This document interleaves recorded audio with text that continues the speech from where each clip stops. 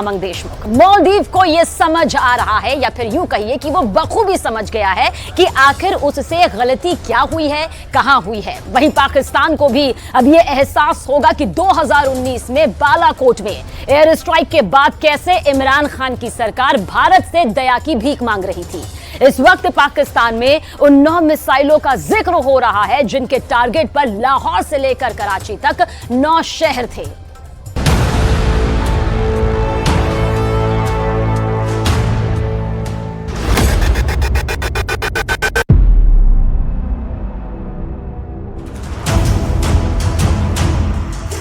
जब पाकिस्तान पर भारत ने तान दी थी 1, 2, 3 नहीं बल्कि 9 मिसाइल,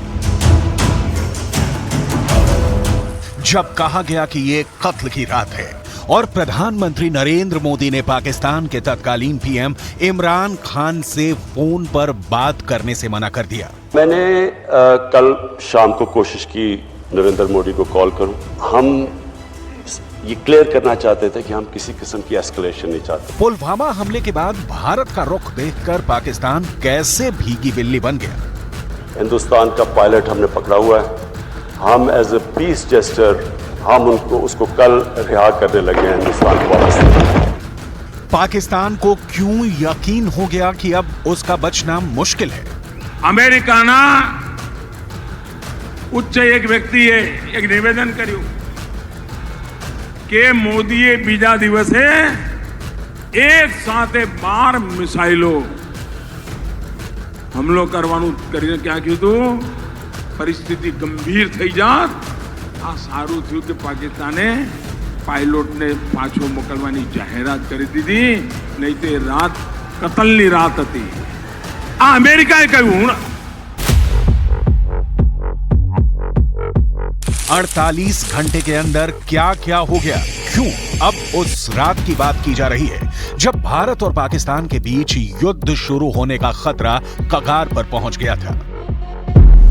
पाकिस्तान, इमरान खान और जनरल कमर जावेद बाजवा को लगा कि अब हमला होना पक्का है, युद्ध की 100% गारंटी है। 9 मिसाइलों का पाकिस्तान पर ताना जाना बहुत साफ बात कि पाकिस्तान का हर बड़ा शहर भारत के टारगेट पर था। पाकिस्तान को यकीन हो गया था कि भारत अब पाकिस्तान पर अटैक कर देगा और उसकी तबाही फाइनल है, उसे अब कोई नहीं बचा सकेगा। इस बात का जिक्र पाकिस्तान में भारत के पूर्व उच्चायुक्त अजय बिसारिया ने किया है। 2019 की बात है, तब पुलवामा में हुए आतंकी हमले के बाद जो हालात बने उसे लेकर अजय बिसारिया ने ऐसी बातें बताई हैं जिसे लेकर साफ हो गया है कि पूरे पाकिस्तान के होश उड़े हुए थे। इमरान खान की सरकार डरी हुई थी, पाकिस्तान की पूरी फौज सहमी हुई थी। अजय बिसारिया जो उस वक्त पाकिस्तान में भारत के नुमाइंदे थे, उन्होंने अपनी किताब anger management the troubled diplomatic relations between India and Pakistan में ऐसी बातें बताई हैं जिसमें पाकिस्तान के खौफ का जिक्र है, जिसमें इमरान खान की बेचैनी बताई गई है, जिसमें पाकिस्तान की पूरी सेना के बीच मची खलबली दिखाई गई है। तारीख 27 फरवरी साल 2019। पुलवामा में हुए आतंकी हमले को 13 दिन बीत चुके थे। बालाकोट में एयर स्ट्राइक की अगली सुबह जम्मू कश्मीर से लेकर गुजरात तक बॉर्डर पर निगरानी तेज थी। पाकिस्तान की तरफ से बालाकोट का रिएक्शन क्या होगा, इस पर इंडियन एयरफोर्स के विमान नजरें गड़ाए हुए थे। तब भारतीय वायुसेना के विंग कमांडर अभिनंदन वर्धमान, जो अब ग्रुप कैप्टन बन चुके हैं, वो जम्मू कश्मीर रीजन में पीओके की तरफ पाकिस्तान की वायुसेना की हर हरकत की निगरानी कर रहे थे।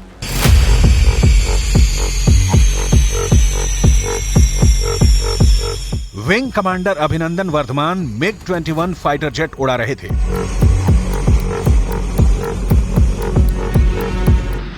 इस दौरान पाकिस्तान की तरफ से हवाई हमला किया गया। अभिनंदन पाकिस्तान के F-16 के साथ डॉग फाइट में शामिल हुए। इस दौरान वो पीओके के हवाई क्षेत्र में चले गए। उन्होंने पाकिस्तान के एक F-16 को मिसाइल मारकर गिरा दिया, लेकिन जमीन पर पाकिस्तान के एयर डिफेंस सिस्टम ने उनके MiG-21 को गिरा दिया। अभिनंदन ने विमान से इजेक्ट किया, लेकिन जब वो पैराशूट से उतरे तो वो पीओके में थे और वो पाकिस्तान की सेना के हाथ लग गए। पाकिस्तान में भारत के पूर्व उच्चायुक्त अजय बिसारिया ने अपनी किताब में बताया है कि दोनों देशों के बीच तनाव इस स्तर पर पहुंच गया था कि युद्ध शुरू होने के हालात बन गए थे। अजय बिसारिया ने अपनी किताब में बताया कि इस्लामाबाद में उन्हें आधी रात को भारत में पाकिस्तान के तत्कालीन हाई कमिश्नर सोहेल महमूद का फोन आया था। उन्होंने कहा था कि इमरान खान प्रधानमंत्री मोदी से बात करना चाहते हैं।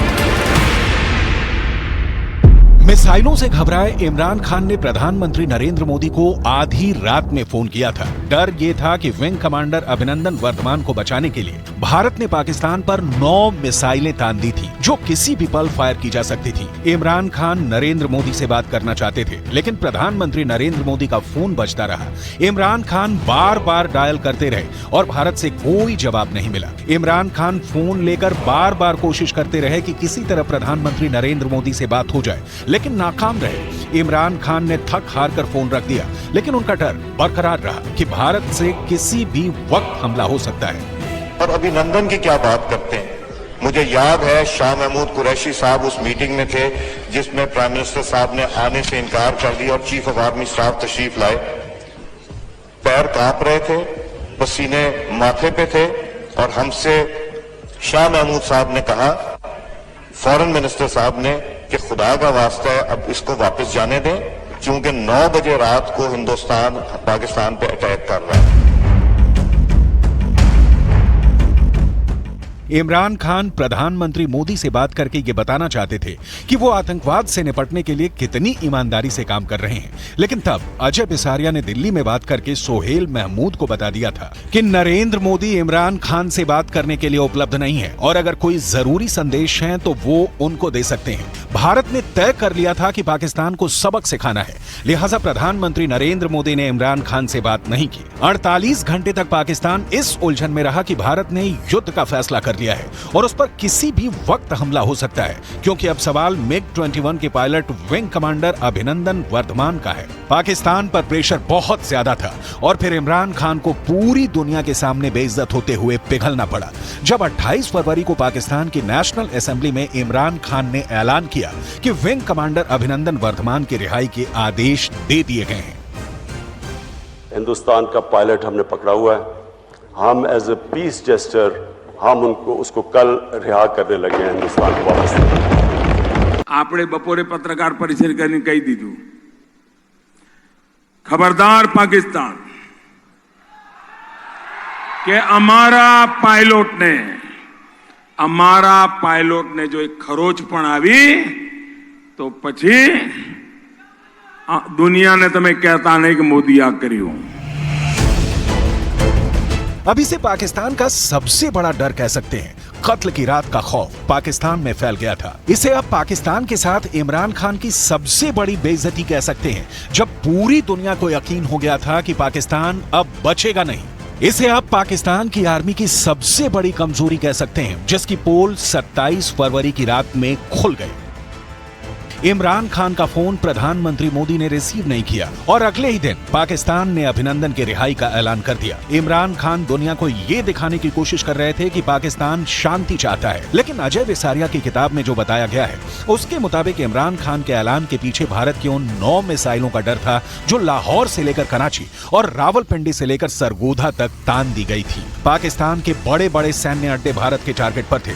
हालांकि भारत ने कभी आधिकारिक तौर पर यह स्वीकार नहीं किया कि पाकिस्तान पर 9 मिसाइलें तानी गई थी, लेकिन दुनिया देख रही थी कि पाकिस्तान पर प्रेशर कितना ज्यादा है। हालांकि अजय बिसारिया की किताब के मुताबिक पश्चिमी देशों के राजदूतों से मुलाकात के दौरान पाकिस्तान के विदेश सचिव तहमीना जानजुआ ने अपनी फौज की तरफ से भेजा एक मैसेज पढ़ा था। इसमें लिखा था कि भारत ने पाकिस्तान की तरफ 9 मिसाइलें तानी हुई हैं। अजय बिसारिया के मुताबिक अमेरिका और ब्रिटेन ने पाकिस्तान को आगाह कर दिया था। भारत और पाकिस्तान में दोनों देशों के राजदूतों ने खास तौर से पाकिस्तान को सतर्क किया था कि भारत ने तय कर लिया है, उसे पीछे हटना पड़ेगा। यह पाकिस्तान पर ऐसा इंटरनेशनल प्रेशर था जिसमें इमरान खान और कमर जावेद बाजवा के साथ पूरे पाकिस्तान की अकड़ बुरी तरह से रगड़ दी गई। लिहाजा विंग कमांडर अभिनंदन वर्धमान को छोड़ने के अलावा पाकिस्तान के पास अब कोई रास्ता नहीं है। हमने पैगाम भी पहुंचाए कल भी उनसे और भी फॉरेन मिनिस्टर ने बाकी लीडर्स से, दुनिया के फॉरेन मिनिस्टर से बातचीत भी की और सारी कोशिश ये है कि डी एस्केलेशन हो।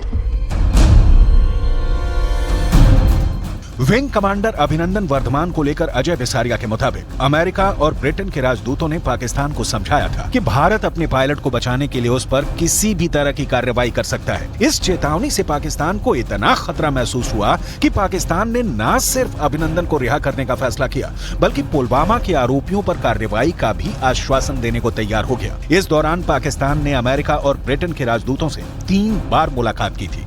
यानी इस्लामाबाद इतना ज्यादा प्रेशर में था कि उसके पास विंग कमांडर अभिनंदन को छोड़ने के अलावा कोई दूसरा विकल्प नहीं था। इसके बाद भारत और पाकिस्तान के बीच क्या हुआ, पूरी दुनिया ने देखा। विंग कमांडर अभिनंदन को रिहा किया गया और पूरा पाकिस्तान देखता रह गया।